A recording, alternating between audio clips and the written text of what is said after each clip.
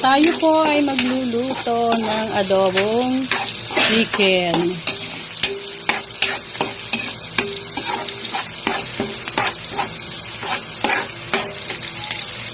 Habang atin pong iginigisa ang ating sibuyas at bawang, papula-pulahin muna po natin bago po natin ihulog ang manok. Kayo po ba guys? Ano po ang inyong ulam ngayong hapunan?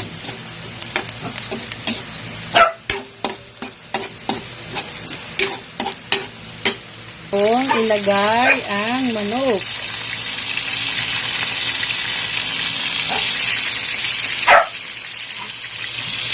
Adobong manok.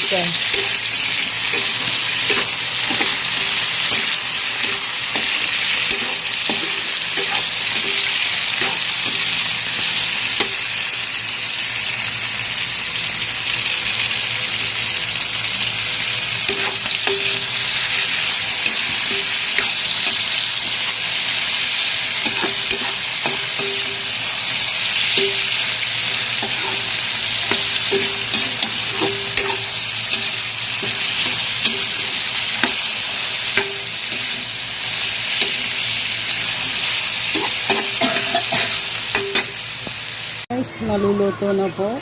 Kulong-kulo na po ang ating adobo. Yan po ang aming hapunan. Adobong manok.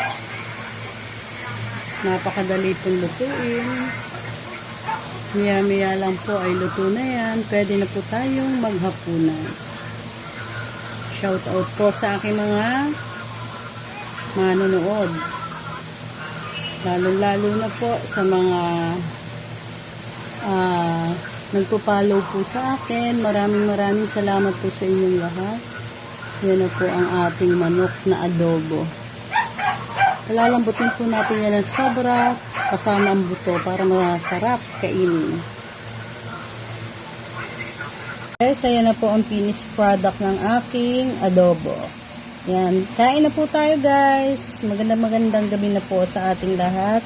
Bye-bye guys. Thank you for watching. Don't forget to follow my page, Chris TV ko. Bye-bye guys. Thank you.